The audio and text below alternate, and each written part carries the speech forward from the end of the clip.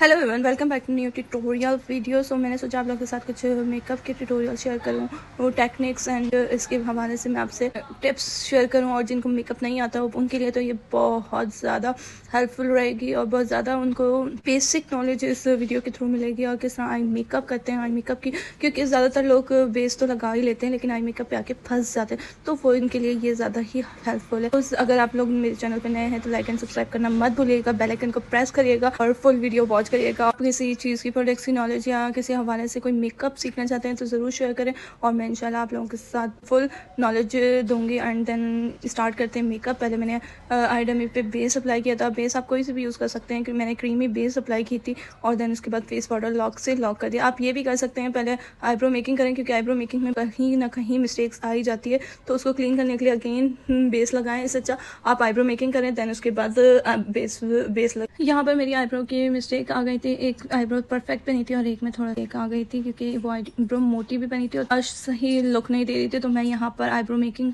Perfectly करने के बाद, डार्क करने के बाद देन यहाँ पर फ्लैट ब्रश से फाउंडेशन अप्लाई कर रही हूँ। यहाँ पर हम फाउंडेशन की जगह वाइट केक लाइनर भी यूज़ कर सकते हैं और वो भी बहुत परफेक्टली होगा, लेकिन वो यूज़ करें जहाँ पर आपको शेड को इन्हेंस करना है, उसके और पिगमेंट को इन्हेंस करना है। तो वाइट केक लाइनर, वाइट काजल वो अप्लाई करें। हमें सॉफ्ट लुक पे जाना था तो हम फाउंडेशन यूज़ करेंगे। फाउंडेशन यहाँ आप कंसीलर यूज़ कर सकते हैं या आप प्राइमर यूज़ कर सकते हैं, आई प्राइमर। तो ये 3-4 चीज़ें आप यूज़ कर सकते हैं। हम ब्लेंडिंग करेंगे। ब्लेंडिंग फाउंडेशन क्रीमी बेस या फाउंडेशन की ब्लेंडिंग परफेक्टली होनी चाहिए। ये आई डमी है, आई डमी पे तो एहतियात से काम और ज़्यादा इस पे प्रोडक्ट्स डाल नहीं सकते। इस पे प्रोडक्ट्स कम से कम यूज़ करें और परफेक्टली यूज़ करें। लेकिन यहाँ इसलिए क्योंकि ये आइज़ डमी और फेस पे काम बिल्कुल अलग तरीके से होता है। आई डमी पे थोड़ा मुश्किल हो जाता है, लेकिन अगर आप करने वाले हैं तो उस पर भी आप अच्छे से परफेक्टली कर सकते हैं। उसके बाद मैंने फेस पाउडर से लॉक किया। फेस पाउडर से लॉक करने के बाद यहाँ मैं यूज़ करूँगी KR का इंटरफेरेंस वाइट गोल्ड इंटरफेरेंस। आई बोन एरिया को इन्हेंस करना है तो यहाँ पर हम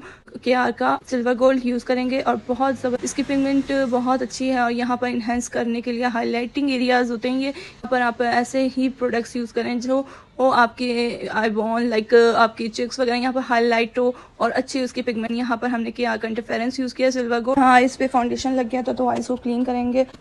आई मेकअप हमारा गोल्ड पे होगा, बिकॉज ज़्यादातर ड्रेसेस गोल्डन ड्रेस आ रहा होता है, ब्लैक के साथ हो गया, ब्लू के साथ हो गया, अक्सर ड्रेसेस में गोल्डन आ रहा होता है और गोल्डन ही शेड हमारा आई बॉल पे अप्लाई होगा। यहाँ पर अप्लाई करेंगे गोल्डन इंटरफेरेंस जो कि KR की है आई बॉल पे, और इसको अप्लाई वन टच किया है, इतना अमेजिंग इसका पिगमेंट्स आ सकते हैं। और इसके बाद हम इसकी ब्लेंडिंग करेंगे, बिकॉज ब्लेंडिंग मसली है। ब्लेंडिंग करने के बाद एक लुक मेकअप का निकल के आता है आईज का।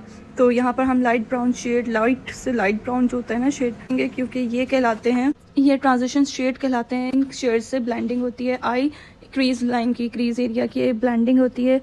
तो यहाँ पर हमने फिर उसके बाद अप्लाई करेंगे थोड़े से, फिर लाइटर से हम डार्कर पे जाएंगे। जो आपका है कि आप ब्राउन पे जाना चाहते हैं, ऑरेंज पे जाना चाहते हैं या पिंक पे जाना चाहते हैं, या कोई भी ऐसा शेड हो जो कि आपकी क्रीज एरिया पे अप्लाई हो, तो वो आप उसके हिसाब से कर लें। लेकिन अक्सर ज़्यादा से ज़्यादा मेकअप ब्राउन और गोल्डन का ही टच देते हैं, तो यहाँ पर मैंने ब्राउन का टच दिया है और ब्राउन शेड मैंने आपको दिखाया है कौन सा ब्राउन शेड उठाया है। तो हम यहाँ पर आउटर कॉर्नर पे वी बनाते हुए और ऊपर क्रीज एरिया की तरफ जाएंगे, तो देन ये एक ब्लेंडिंग और एक टच सा आ जाएगा ब्राउन शेड का, लेकिन इसकी ब्लेंडिंग ज़रूरी है। हमने इसमें अप्लाई करना है। ये आप अगर आप सॉफ्ट लुक चाहते हैं, वन टच मेकअप हो वन शेड पे, आप इसके ऊपर कुछ भी अप्लाई ना करें, लाइनर लगाएं और लैशेस लगाएं और वो भी लाइट लैशेस, आपका मेकअप मुकम्मल हो गया। तो इसमें शिमरी लुक चाहिए या ग्लिटरी लुक चाहिए या चंकी शेड्स वगैरह या 3D शेड्स चाहिए, तो आप इसके ऊपर ऐड कर सकते हैं। और वो सारे शेड अप्लाई होते हैं सीलर से, क्योंकि ये ऊपर से ग्लिटरी होते हैं, डस्टी होते हैं, तो ये फिक्सर ज़रूरी होता है कि फिक्सिंग करने के लिए। ये मेरे KR के 3D शेड है और जिसकी पिगमेंट आप देख सकते हैं और बहुत अच्छा 3D लुक देते हैं। और ये अक्सर काशीज़ हो गए और दूसरे सलून्स हो गए, वो ये ज़्यादातर यूज़ करते हैं। ये 3D शेड्स थोड़ा हैवी लुक देते हैं, ब्राइडल पे भी जाते हैं। और ये इसका वाइट पे है, 3D लुक दे रहा है, इतना अमेजिंग इसका रिजल्ट है। ज़रूर आप अप्लाई करें। सोचा है क्योंकि हम सॉफ्ट पे जा रहे हैं तो सॉफ्ट शिमर डस्ट पे जाएगा और शिमर डस्ट होगा, हम गोल्डन, लाइट गोल्डन अप्लाई करेंगे, वो ये है। और इसकी आप देखिएगा, इसकी स्विचेस और इसकी पिगमेंट देखिएगा कितनी अमेजिंग आ रही है। यहाँ पर हम फिक्सर अप्लाई करेंगे और शिमर पे करेंगे। शिमर को अप्लाई करने के लिए फिक्सर का यूज़ होगा, तो ये KR का फिक्सर इंशाल्लाह वो भी आप लोग के साथ शेयर करूँगी। यहाँ पर फिक्सर अप्लाई किया और फिक्सर का ये भी है कि हम जहाँ डस्ट लगाएंगे या कोई 3D शेड्स लगाएंगे, फिक्सिंग वहीं होगी, तो अगर एक्स्ट्रा जगह पे यूज़ हो जाए, एक्स्ट्रा जगह पे ग्लिटर आ जाए तो आप उसको डस्ट आउट कर सकते हैं, ईजिली डस्ट आउट हो जाएगा। लेकिन जहाँ हमने फिक्सर अप्लाई किया है तो वहाँ से नहीं होगा, वो एक आपको लास्टिंग दे देगा। देन यहाँ हम फिक्सर अप्लाई करेंगे, वहीं हमें शिमर यूज़ करना है। फिक्सर को भी एहतियात से यूज़ करिएगा, लाइट सा फिक्सर यूज़ होता है, एक ड्रॉप भी से भी कम यूज़ होता है, क्योंकि आइज़ पे ज़्यादा फिक्सर लगाने से लाइंस आ जाती हैं, इसके चिपकने लग जाती है, तो इसलिए इसका एहतियात ज़रूरी है। यहाँ आई डमी है तो आई डमी पे इसमें इतना इश्यूज़ नहीं है, लेकिन आइज़ पे जब आप अप्लाई करें तो लाइट सा यूज़ करिएगा।